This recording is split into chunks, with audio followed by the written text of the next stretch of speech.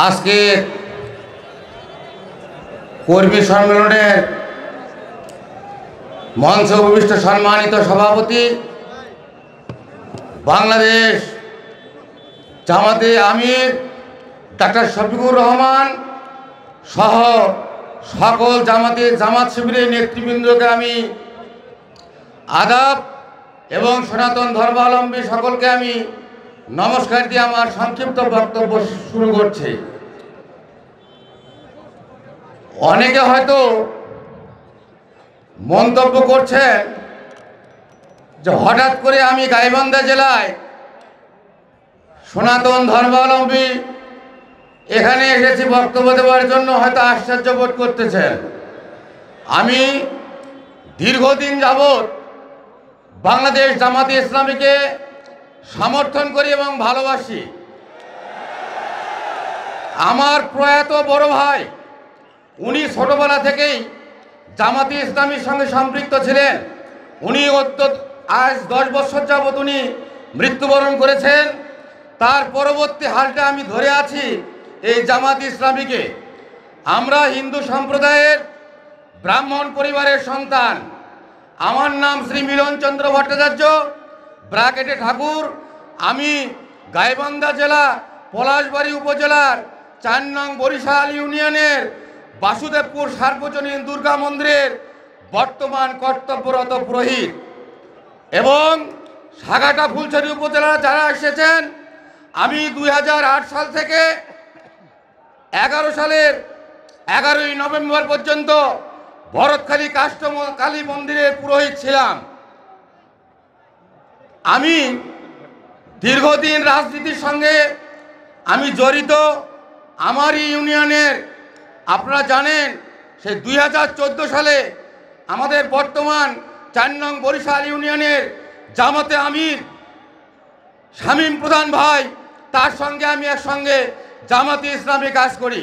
শুধু এই কাজ করতে গিয়ে আমি আওয়ামী লীগের চেয়ারম্যানের হাতে নির্যাতিত এবং এখন পর্যন্ত আমি গাইবান্ধার কোর্টে আমাকে হাজিরা দিতে হয় এবং আমি 4 দিন জেল কেটেছি।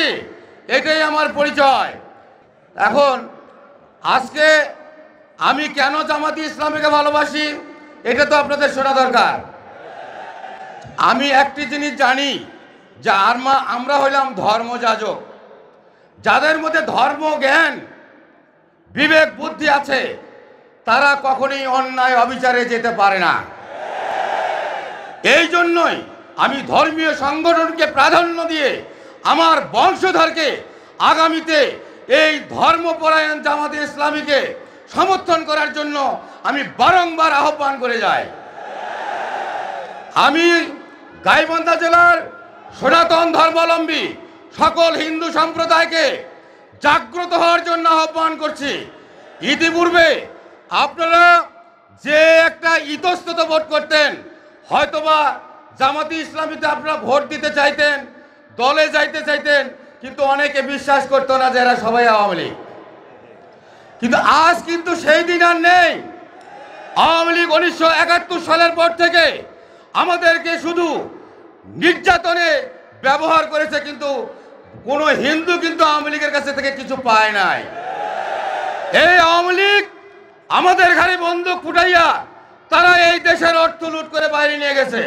আর আমরা হিন্দু সনাতন ধর্মাবলম্বী যারা, তারা আছি একদম নির্যাতিত অবস্থায়।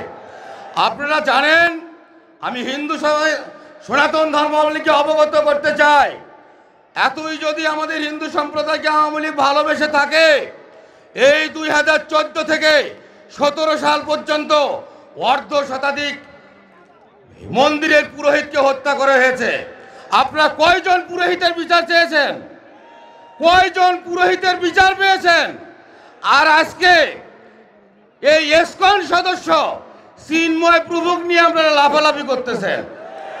এই চিন্ময় প্রভু ইসকন সদস্য যারা আমাদের হিন্দুদের মধ্যে বিভেদ সৃষ্টি করেছে।